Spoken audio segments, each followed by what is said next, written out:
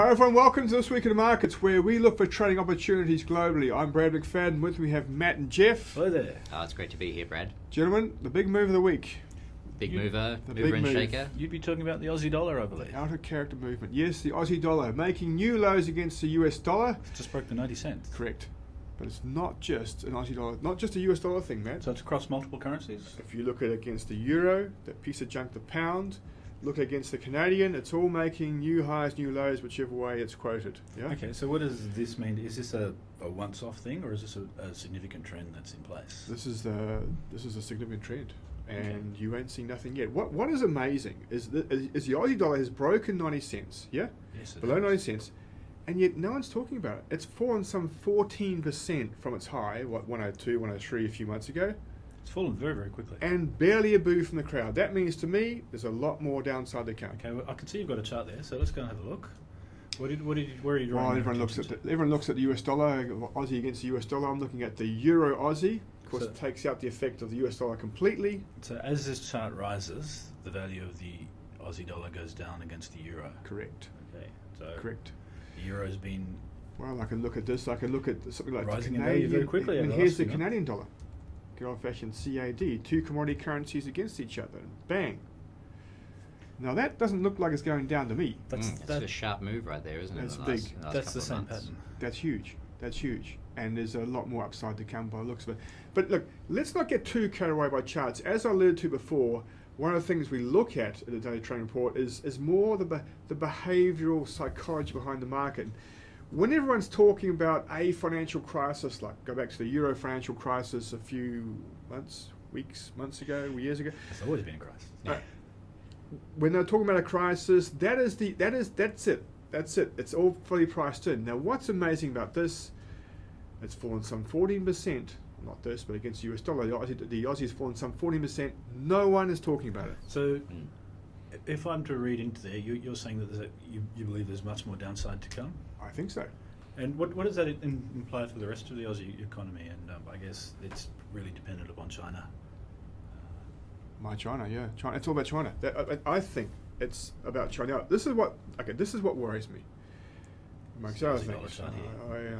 I never sleep at night. I'm always worried. But okay. So worried you're losing your head. Lost my head, it's gone.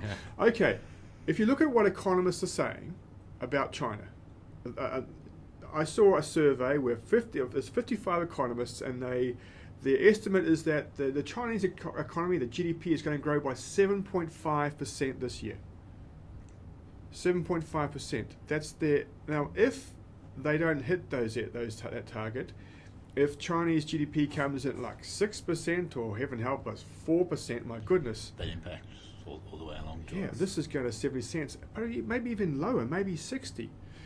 So in saying that with China, the Australian dollar is seen as a proxy for taking a view on a Chinese on China. Correct, and perhaps to me a bit of a leading indicator as well. What's And going a to happen in leading China indicator. and the So- Aussie economy. So if you were bearish on China, then the Aussie dollar would be something naturally that you would look at and think, And it looks like that's exactly rid what of the the Aussie smart dollar. money has been doing over the last few months. And would that be the rest of the Aussie economy for the Aussie share market as well? Yes. when we look at the Aussie dollar, sorry to interrupt. When we look at the Aussie dollar over the last several years, we see a chart here. Yes. It's been rising strongly in that time, and it broadly against broad Yes. basket of currencies. Yes. So I look at this and I see that it's just sort of topped out here. It's been rising for a long time. It's, in my thinking anyway, it's a prime example of a currency that people have just started to get complacent with it. People have just started to think this thing could go up all the time or stay up. So I see maybe a lot of complacency there in the Australian dollar, in the strength of the Australian dollar. Correct. If you look at forecasts of currency strategists, as genius as they are, or even economists, very few, going back a few weeks, right, when the Aussie dollar's at 91, 92, they were saying, yeah, by year end it'll be 95 cents, thereabouts, etc. They were all saying it was going to rise above its current level. Back then, of course, it was about 91, 92. Now it's below 90. And still, I don't see anyone entertaining the idea it's going to go lower, let alone it going to, let's say, 70 cents by in the next year. Yeah, and so complacency is one of the things you look for in a market. Now, before I sort of like, yes, I was going to talk about CBA, Commonwealth Bank. Just, Okay. just cross the road there. It's across Yeah. the road. Now, to give you an idea of the complacency out here with respect to Aussie and Australian stocks, financial security, CBA has a price to book ratio of 2.7 times. Yeah? Okay. You may say, so what? JP Morgan, HSBC, their price to book ratios, the two biggest banks in the world, about 1.1 times. Okay, so the Combank is trading at a multiple of twice.